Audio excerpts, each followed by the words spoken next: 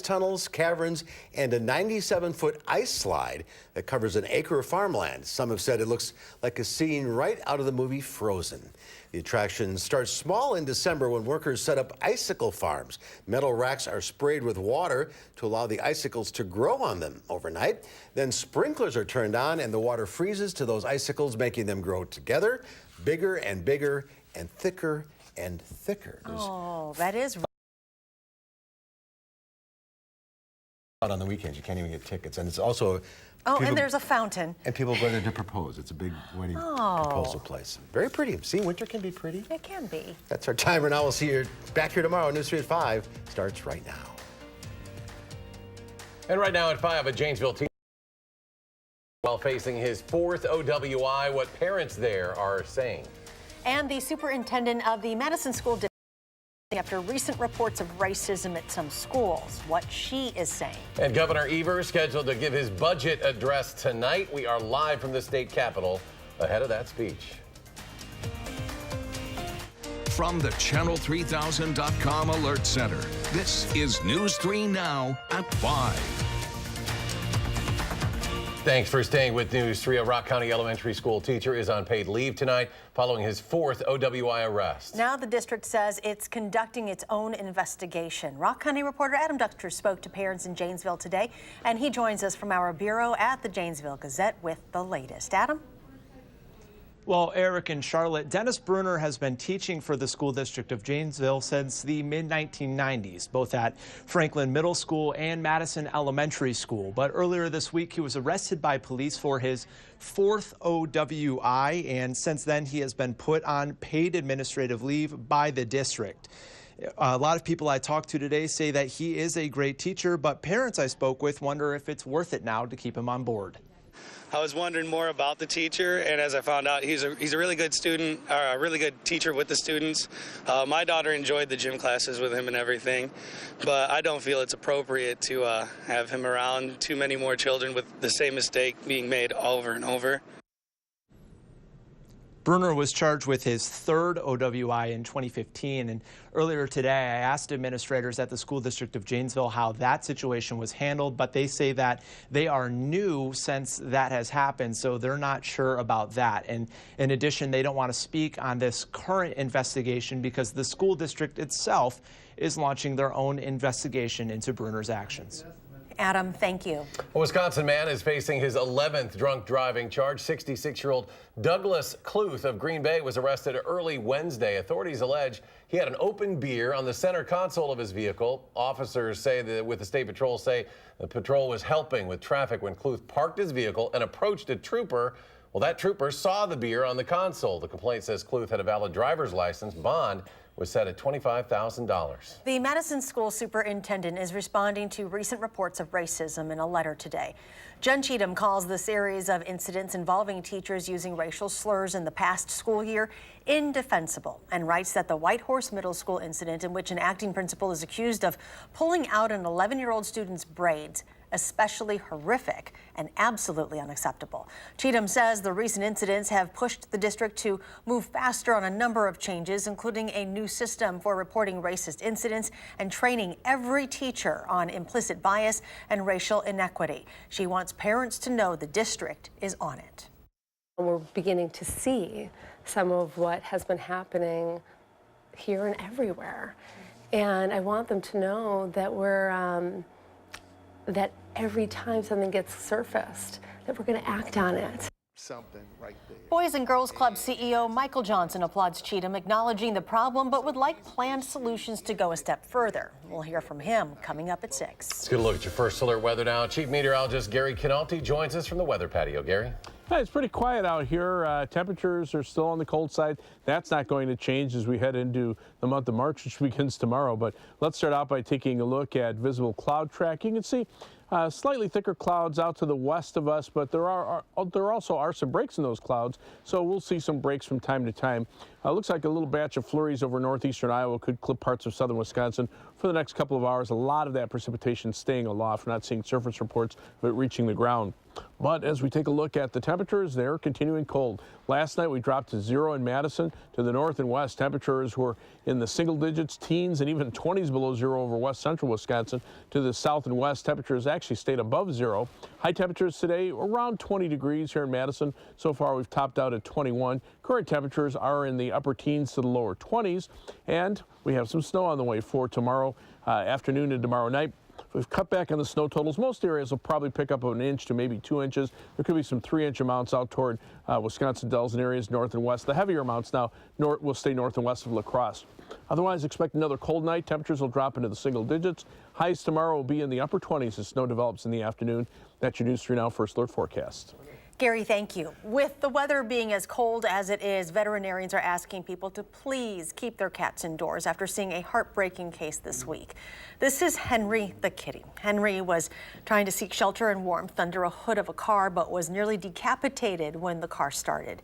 Coming up tonight on News 3 Now at 6, Jamie Perez will show us what Henry looks like now and how you can help in Henry's recovery. Madison police are looking for 2 men who robbed a Subway while armed last night. Police say it happened at 9:15 p.m. at the Subway on Watts Road near the Beltline at Gammon Road. Officers say 2 men entered the restaurant with a handgun, demanded money, left with some cash. Anyone with any additional information is asked to call Madison police or Madison Area Crime Stoppers. A town of Sun Prairie family is dealing with extensive damage to their home after an early morning fire. More than 10 fire and EMS departments fought the fire at 5332 Stark Road in the town of Sun Prairie for more than 3.5 hours early this morning. The Sun Prairie Fire Department says crews fought that fire from both inside and out, but had to make a trench cut in the home's roof once the fire spread there. The department is continuing to look for a cause. They say it is not considered suspicious. Initial damage estimates total $150,000.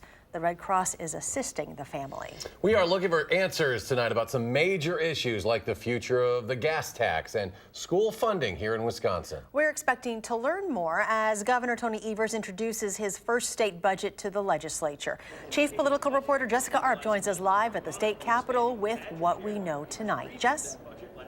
Well, yeah, we did learn about one additional new proposal today through excerpts of the speech that were released earlier by Governor Evers' office today. He will plan to roll out ID cards to undocumented immigrants in the state, something that is bound to be controversial. But we've also learned a lot about some of the major initiatives that he will roll out in recent weeks. Here is what we know right now. Governor Evers' budget will deliver on some campaign promises that he made last year. He'll put $1.4 billion in funding towards public schools and plans to accept a federal expansion of Medicaid. He'll offer a 10% tax cut to middle-class families, will decriminalize some marijuana possession and legalize medical marijuana, spend some $28 million on issues aimed at improving the health of women and infants, and continue a tuition freeze at UW system schools. Now, here's what we don't know and what we're looking for tonight. It's how he'll pay for state roads and if he plans to increase the gas tax to do it, whether he'll repeal any laws passed by Governor Walker in the Republican-controlled legislature like Act 10 or Right to Work, and ultimately how he plans to pay for all of these major priorities. Evers said during the campaign that repealing at least part of the state's manufacturing and ag tax credit could pay for his tax cut. He's also said that accepting that Medicaid expansion will pay for some additional costs. Democrats today were focusing on Evers' plans for education and how they say it will positively impact districts. After 8 years of seeing our public schools under attack, this budget seeks to turn the tide and provide support for our public schools in need and as well for our children in order for our children in the state of Wisconsin to thrive.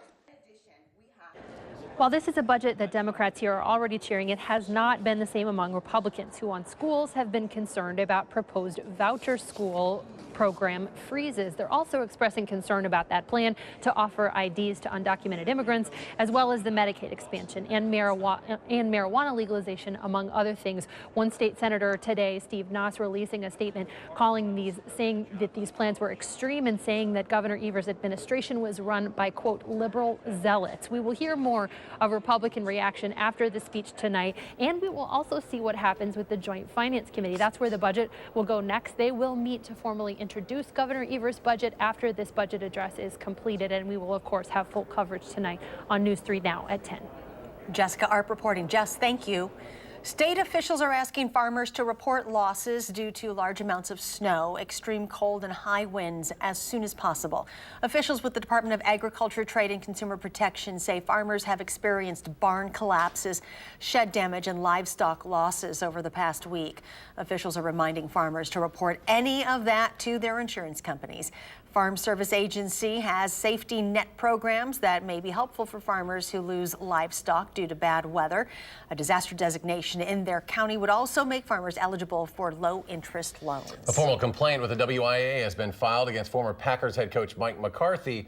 This complaint comes after an apparent incident at a high school basketball game Tuesday night between Pulaski and Green Bay Notre Dame Academy. Now, McCarthy's stepson plays for Notre Dame, who lost by 1 point, ending their season. In a video of this incident, McCarthy approaches a referee after the game, but quickly is turned away by that official.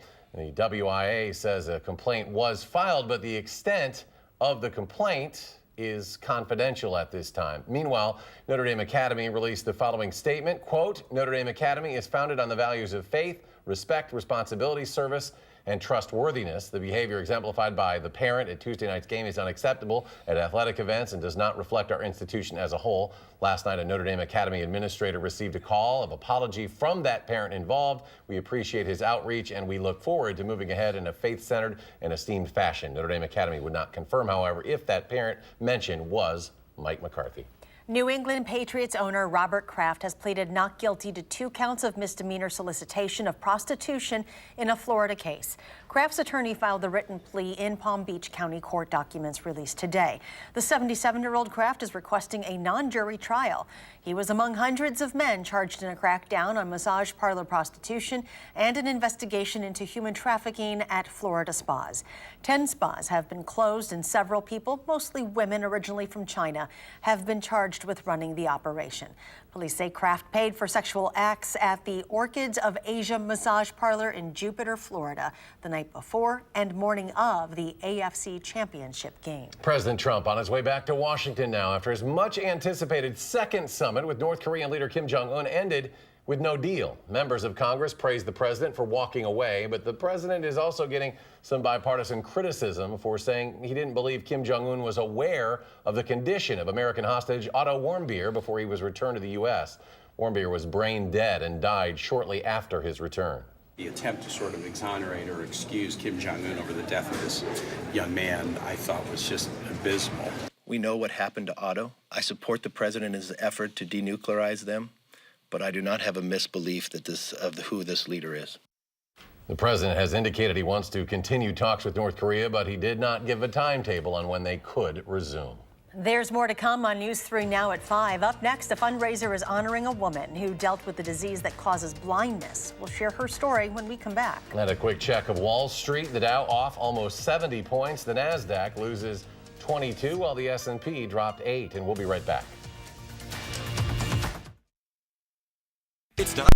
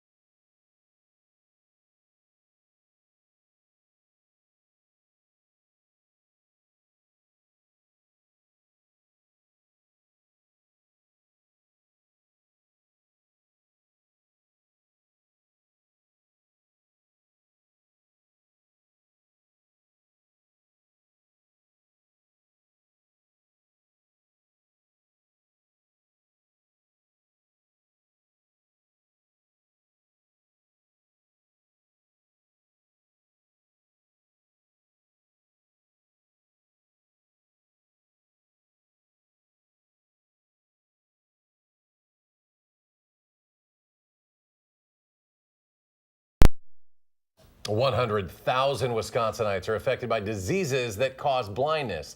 But researchers right here in Madison are working on ways to cure that. Just a few weeks away is an opportunity for you to help. It's called Cycle for Sight. And this year, the fundraiser honors one woman who not only dealt with one of these diseases, but makes sure every year that everyone around her is giving this cause their all. Amy Reed shows us Kenzie's story. A picture of her with the team. When you talk about Kenzie, no last name is really needed. It's like Cher or Madonna. You know, you didn't need a last name. Yeah. A Badger fan through and through, there's maybe only one thing more notable than her fandom, her smile. That's Kenzie laughing. Right there. Throwing her head back in laughter. One of those two knuckleheads that are on either side of her brothers, must have said something. Always full of laughs, even when life gave her a lot of reason not to. At that point, she was still able to see. Like in dealing her a lifelong battle with retinitis pigmentosa, a disease that slowly stole her vision. It was a helpless feeling a lot of times, watching her go through that sort of slow, terrible progression. And yet causes like Dr. Gam and the research they're doing gives us something to feel, one way to feel like you're fighting back. At the McPherson Eye Research Institute, Dr. Gam is finding the cure. We're looking at ways in which we can stop that process from happening in children and young adults who have retinitis pigmentosa, as well as how to replace the cells that are lost in the course of the disease. And though his team gets closer every day, their final vision for a fix isn't quite clear, which makes funding to keep it going vital. They do this every year with Cycle for Sight, an indoor cycling fundraiser that Kenzie made sure her team would win. It was something she felt a part of, too. She felt like she was helping the cause. And she, a couple times, said, it probably won't help me. You know, she said they probably won't find the cure in my time. But she said it will help hopefully it will help somebody. So 5 days after she passed, we had the event. And again, she would have been proud of the money we raised. It's been 2 years since Kenzie died. Since then, the Valentines have built this garden in her memory, but they make sure never to lose sight. And I keep her glasses on her desk as a reminder. Even without Kenzie. Of the fight that we need to keep up. Their fight goes on. To find a cure for this. Every year, the Valentines return, every year being a top fundraiser. And in thanks, UW-Madison is giving Kenzie the recognition she deserves, naming 2 research grants in her honor from now until there's a cure. It's just one more thing that would make this Badger fan smile, helping others gain their sight, even if she never could. You know, this can be changed. Not everybody has to live their life like this if we can find that cure. Amy Reed, News 3 Now.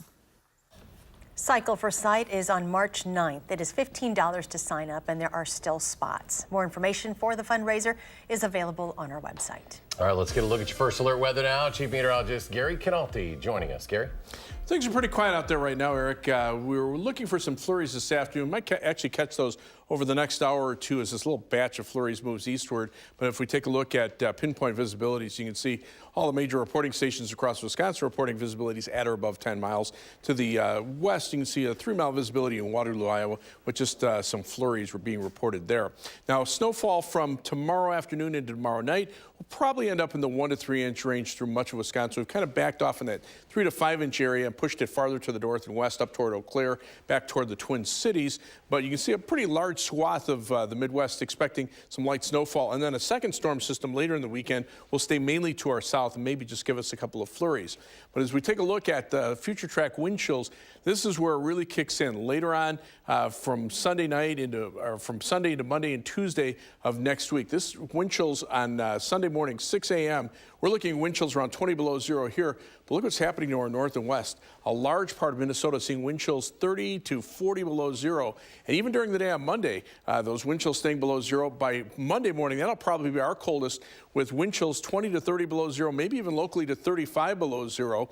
And during the day, again, those wind chills staying below zero. Now, by Tuesday morning, we'll be down to a little more tolerable wind chill of 20 below zero. And remember, this is like 5 days into the month of March. We shouldn't be seeing temperatures this cold. And even Wednesday morning, wind chills could be down into the teens below zero before those temperatures start to moderate later on during the day on Wednesday, and those wind chills actually come up above zero. So we do have alert dates in the forecast for Sunday, Monday, and Tuesday for low temperatures between about 0 and and 10 below zero. Daytime high temperatures between about 5 and 15 above. Wind chills staying below zero for most of the day, and at night getting down to 20 to 30 below zero. Live view from the Queen Bee Radio Skycam in Platteville. We're seeing a little sunshine out there a little while ago. There are some clouds farther to the west. This is the WISC Skycam, and you see definitely some thicker clouds out to the west. That's what that batch of flurries that may work its way through here. But the live view from the Edgewater Skycam looking toward the southeast, looking at partly cloudy skies. High temperature today, 21 degrees. That's 15 degrees below normal. Low temperature of 0, almost 20 degrees below normal. And right now we're at 21 degrees. The air is calm. So the one thing, at least in the short term, is we're not dealing with the bitter cold wind chills. But the very energetic jet stream continues with one weather system here, another one pushing toward the west coast. So they're just kind of one right after another. And the next one, this will bring us a couple of flurries tonight. This one out to the west will bring us that light snow tomorrow afternoon and tomorrow night. The third one should stay to our south, but then that will bring in the cold air. And you can see much of the Midwest right now seeing temperatures in the teens and 20s. You really have to go out into eastern Colorado or south of the Ohio River before you see any appreciable warm up. So our forecast calls for a low temperature of 6 degrees tonight. Could be a flurry or two this evening, otherwise variably cloudy skies and very cold for tomorrow. Look for a high temperature of around 27 degrees, but light snow should develop in the afternoon. As we check out future track, you can see those clouds breaking up a little bit tonight, allowing temperatures to drop into the single digits. High temperatures tomorrow in the mid-20s, and you can see that snow moving in tomorrow afternoon, tomorrow night. By Saturday morning, it should be gone. Skies will become partly sunny on Saturday. High temperatures will still be in the mid-20s. The next weather system could bring us a couple of flurries on Sunday, but generally about a 1 to 3 inch snowfall for tomorrow afternoon into tomorrow night. The heaviest amounts probably north and west of the Dells. 10-day forecast. Again, alert days for the bitterly cold air early next week. Quiet with a little bit of a warm up toward the end of next week, and then toward the following weekend, a storm system could bring us a wintry mix of precipitation. As we take a look at first alert traffic right now, that's the Beltline at Park Street, and you can see traffic pretty slow in both directions. As we take a look at the traffic map, you can see some slowdowns between Verona Road all the way eastbound as far as Monona Drive, and then going back westbound. Looks like the delays start around Todd Drive and go back almost to Monona Drive as well. 24 minutes right now of traffic in the eastbound direction between University Avenue and the interstate, 20 minutes back in the westbound direction. Heading out of Madison, it's a 27-minute commute from the Beltline to Janesville on I-3990, 17 minutes to Sauk City on US 12, and 18 minutes to Sun Prairie on US 151 and East Washington Avenue. That is your first alert traffic. All right, Gary, thank you. Ahead on News 3 Now at 5, an increasing number of people are getting killed simply walking down the street. We'll have the results of a new study after a short break.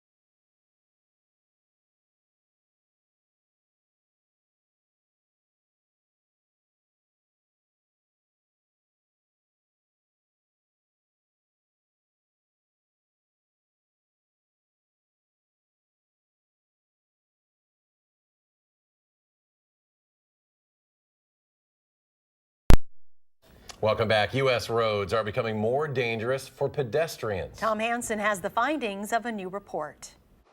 A simple walk to the mailbox ended in tragedy for Robert Downing. The 92-year-old was crossing the street to pick up his mail when he was hit by a car and died. Neighbor Bob Benoit knew Downing since he was 4 years old. He was like a stepdad to me. It's very heart-wrenching. New research shows accidents like these are on the rise. It's alarming the number of pedestrian fatalities we're seeing now. Russ Martin is with the Governor's Highway Safety Association. Preliminary data from the GHSA's new report estimates more than 6,200 pedestrians were killed on U.S. roads in 2018, up 35% since 2008. This is the highest number of pedestrian fatalities on an annual basis since 1990. One reason for the increase is because people are walking more. Another factor, Americans are driving larger vehicles.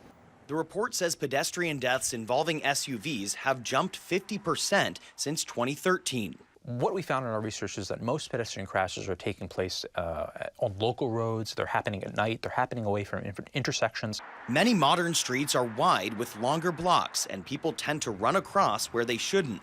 Advocates would like to see more crosswalks and better lighting to make roads safer. They're encouraged that automakers are equipping cars with sensors that can prevent an accident. It's believed technology and changes to our streets can help lower the number of pedestrians killed every year. Tom Hansen, CBS News, New York. And stay with us. We'll have another check your forecast in just a moment.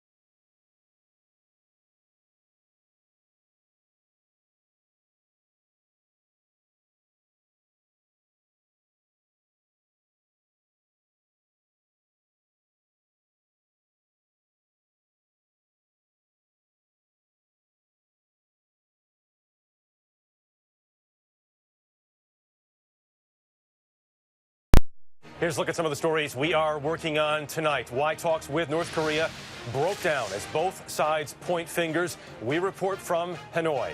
We'll also have more on the president's controversial comments on the death of an American college student.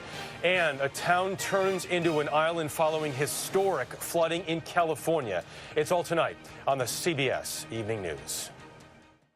Gary's here with a final check. Yeah, looking at some flurries moving in out of Iowa into southwestern Wisconsin, but just a check of visibility show them at or above 10 miles. So if snow's reaching the ground, it's pretty light. Temperatures right now right around 20 degrees, maybe 1 to 3 inch snowfall for tomorrow afternoon into tomorrow night. And then after that, bitterly cold weather for the early part of next week.